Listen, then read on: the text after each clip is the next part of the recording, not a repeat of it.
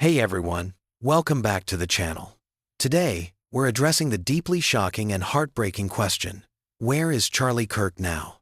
He was one of the most prominent figures in conservative youth politics, and what happened to him has rocked the entire nation. Let's break it all down.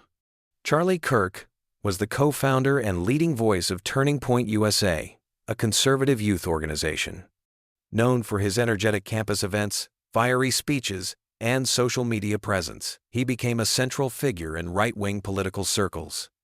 His Prove Me Wrong debates and American Comeback Tour drew large crowds of college students. On the 10th of September 2025, Charlie was speaking at Utah Valley University as part of that tour. Midway through one of his debates, a shot rang out. He was struck in the neck during the event. Chaos erupted in the crowd.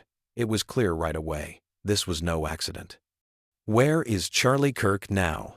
Charlie Kirk was rushed to a hospital in critical condition, but the injuries were fatal.